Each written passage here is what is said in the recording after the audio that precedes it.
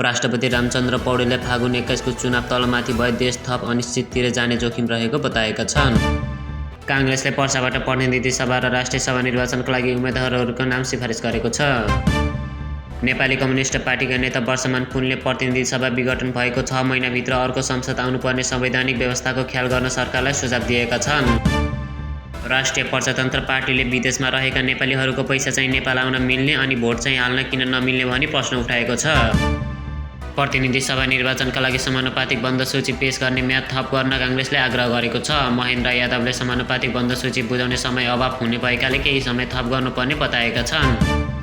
एमालेका सचिव महेश बस्नेतले भदौ 24 को घटनामा भएका क्षतिबारे सरकारले के गर्ने योजना बनाएको छ भनेर सरकारसँग प्रश्न गरेका छन्। गगन थापाले फागुन 21 गते कुनै हालतमा पनि चुनाव हुनुपर्ने बताएका छन्। गगन थापाले भदौ 23 गतेको घटनाको जिम्मेवारी तत्कालीन सरकारले लिनुपर्ने बताएका छन्। सोमबार काठमाडौँमा आयोजित एक कार्यक्रमलाई सम्बोधन गर्दै महामन्त्री थापाले भदौ 23 को घटना अकल्पनीय भएको र नेपालको इतिहासमा दुःखद भएको बताएका छन्।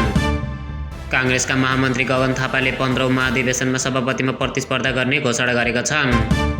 राष्ट्रिय प्रजातन्त्र पार्टीले आगामी प्रतिनिधि सभा निर्वाचनका लागि काठमाडौँ 4 बाट प्रत्यक्ष र समानुपातिक उम्मेदवारका लागि 8 जनालाई सिफारिस गरेको छ। चालु आर्थिक वर्षको 5 महिनामा करिब 1.25 खर्ब रुपैयाँ सार्वजनिक ऋण थपिएको छ। सार्वजनिक ऋण व्यवस्थापन कार्यालयले सोमबार सार्वजनिक गरेको तथ्याङ्कले गएको 5 महिनामा 1 खर्ब 14 अर्ब 48 करोड रुपैयाँ थपिएको देखाएको छ। चालु आर्थिक वर्षको साउनदेखि मङ्सिरसम्म 7 खर्ब 66 अर्ब 18 करोड रुपैयाँको वस्तु आयात भएको छ। भन्सार विभागले सार्वजनिक गरेको मासिक प्रतिवेदन अनुसार आयात 15.83% ले बढेको छ। एकै दिन सुनको मूल्य तोलामा 3400 रुपैयाँले वृद्धि भएको छ। आइतबार सुनको मूल्य तोलामा 100 रुपैयाँले घट्दा चाँदीको 100 रुपैयाँले बढेको थियो। सोमबार सुन प्रति तोला 2,61,700 रुपैयाँमा कारोबार भइरहेको नेपाल सुनचाँदी व्यवसाय महासङ्घले जनाएको छ। सिद्धार्थ राजमार्ग अन्तर्गत पाल्पाको 3औं गाउँपालिका 3 दोभान स्थित निर्माणाधीन सुरुङ मार्ग निर्माण 65% सम्पन्न भएको छ। यस कामलाई तीव्रता दिन मन्त्री कुलमान घिसिङले सुरुङ मार्ग निर्माणलाई तीव्रता दिई तोकेकै समयमा काम सम्पन्न गर्न आग्रह गरेका छन्। अस्ट्रेलियाका खेलाडीहरू इङ्ल्यान्ड विरुद्धको एसेज टेस्ट सिरिजको दोस्रो टेस्टमा सफलता हात पारेपछि अस्ट्रेलियाले पहिलो 3 टेस्ट सिरिज जित्दै 5 टेस्ट सिरिज जितेको छ। नेपाली क्रिकेट सङ्घको आम्दानी गत वर्षको तुलनामा 5 गुणाले बढेर 40 करोड रुपैयाँ पुगेको छ। सोमबार बिहान इन्डोनेसियाको एक प्रमुख राजमार्गमा भएको दुर्घटनामा परि कम्तीमा 16 जनाको मृत्यु भएको छ।